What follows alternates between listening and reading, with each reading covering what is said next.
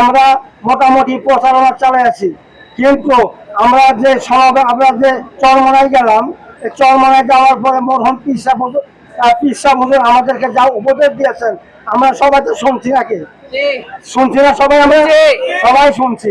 আমাদের সে মোতাবেক নির্বাচন আসার আগ পর্যন্ত আমাদের প্রত্যেকেরই 24 ঘন্টার মাঝে প্রস্তুত থাকতে হবে। কখন ডাক আসবে, যখনই ডাক আসে তখনই আমরা হাত টাকার প্রতিক্রিয়া আমরা গ্রাম অঞ্চলে ঘরে প্রত্যেকটা মহল্লায় আমরা যারা প্রচারণা চালা যেতে পারি, এই আশাবাদ আমি রাখছি আপনাদের কাছে। আপনারা যাবেন না? সবাই প্রস্তুত থাকবেন। দেখেন বর্তমান অবস্থাটা, আমরা আসলে এই মানবতা এবং মানবতা বাংলাদেশ একটি কল্যাণ রাষ্ট্র করার জন্য দীর্ঘদিন ধরে এটা একটা আমরা আশ্বস্ত ছিলাম যে আমরা করব, কিন্তু ফ্যাসিস্ট সরকারের কারণে আমরা মুখ খুলে কোথাও বলতে পারি নাই। আমাদের উপরে সব সময় খেয়াল রাখতো, আমরা কথা বলেই আমাদেরকে নির্যাতন এবং এইভাবে সেইভাবে বহুতভাবে কষ্ট দিত, আমরা কেউ কথা বলতে পারি নাই।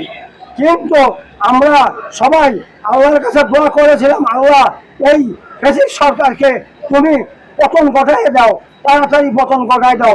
অনেকে নামাজ পড়ে আল্লাহর কাছে বলছে, কিন্তু আল্লাহ কি করছেন? পরিবর্তন করাইছেন কিনা?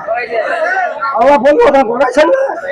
পরিবর্তন করাছে, কিন্তু দুঃখের বিষয় আমাদের সামনে আরেকটা ফ্যাসিস্ট আইসা সম্মুখীন হয়েছে।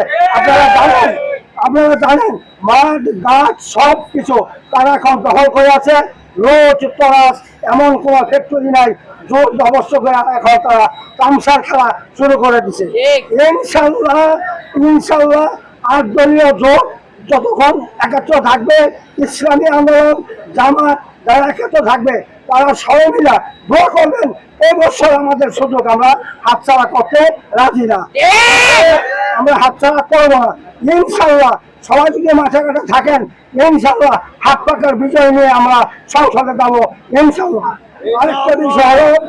আরেকটি বিষয় হলো যে এখন বর্তমানে যে বিষয়টা, আমরা যেহেতু নির্বাচন করছি, আমরা একটু গ্রাম অঞ্চলে প্রথম তলে যাই দেখি যে অবস্থা রাখি। এখন বর্তমানে অবস্থা হলো বিএনপি মনে হয় যে ডাকাত হয়ে গেছে, বিএনপি ডাকাত হয়ে গেছে মনে হয়। সবাই আতঙ্কে আছে, মামলা দিবে, খুন খারাপি দিবে, এরকম করে সবাইকে পেরেশানি করার একটা চিন্তা ভাবনা করছে এবং সরাসরি দেখাচ্ছে।